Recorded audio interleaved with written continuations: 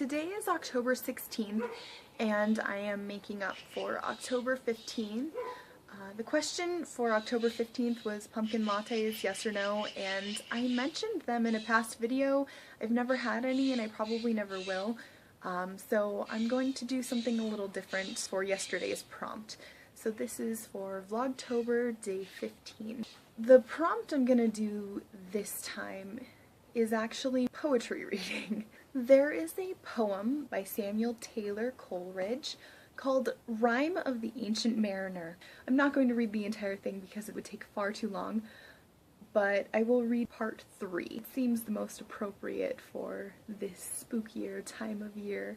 Before I read part 3, I should explain what happens in the first 2 parts. It begins with a man going to a wedding, and he's stopped by a really old guy who wants to tell him a story. He felt compelled to listen. So the story begins, and there are these sailors and they go out to sea, and everything's great and fun and awesome, and then they get caught up in a storm that throws them off course, and they end up in an area that's filled with ice and snow, and they're freezing and they don't really see a lot of hope for themselves until a bird called an albatross comes. The ice cracks open and they sail free. Every day this bird comes, it flies all around them and it eats their food, and no matter what kind of weather it is, there's always a wind to guide them through.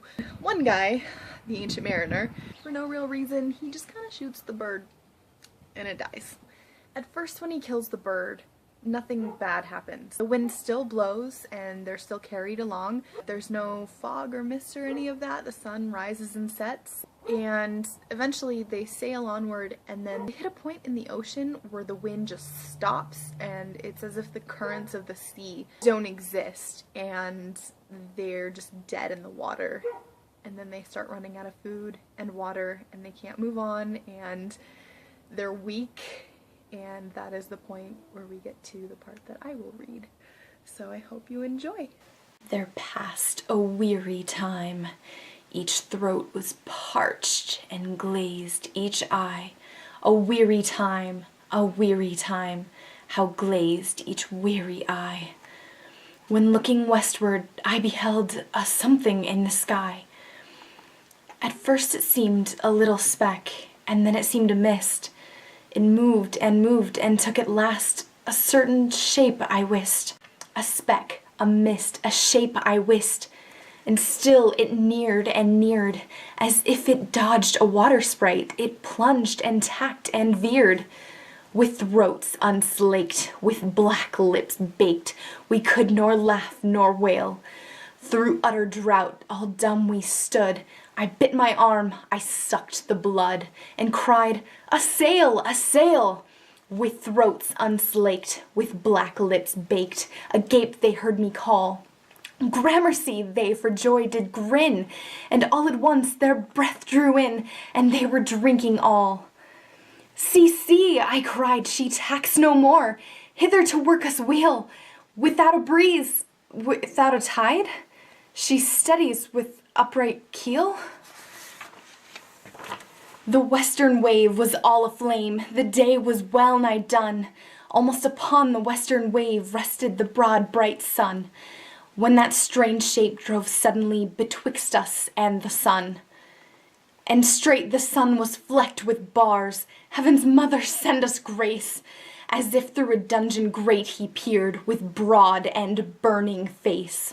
Alas, thought I, and my heart beat loud, how fast she nears and nears. Are those her sails that glance the sun like restless gossameres? Are those her ribs through which the sun did peer as through a grate? And is that woman all her crew? Is that a death, and are there two? Is death that woman's mate? Her lips were red, her looks were free, her locks were yellow as gold, her skin was as white as leprosy. The nightmare, life and death was she, who thicks man's blood with cold. The naked hulk alongside came, and the twain were casting dice. "The game is done, I've won, quoth she, and whistles thrice. The sun's rim dips, the stars rush out, At one stride comes the dark, with far-heard whisper o'er the sea, off shot the spectre bark. We listened and looked sideways up. Fear at my heart as at a cup my lifeblood seemed to sip. The stars were dim and thick the night. The steersman's face by his lamp gleamed white. From the sails the dew did drip, till clomb above the eastern bar the horned moon with one bright star within the nether tip. One after one, by the star-dogged moon, too quick for groan or sigh, each turned his face with a ghastly pang, and cursed me with his eye. 4 times 50 living men, and I heard nor sigh nor groan. With a heavy thump, a lifeless lump, they dropped down one by one. The souls did from their bodies fly, and they fled to bliss or woe. And every soul it passed me by like the whiz of my crossbow.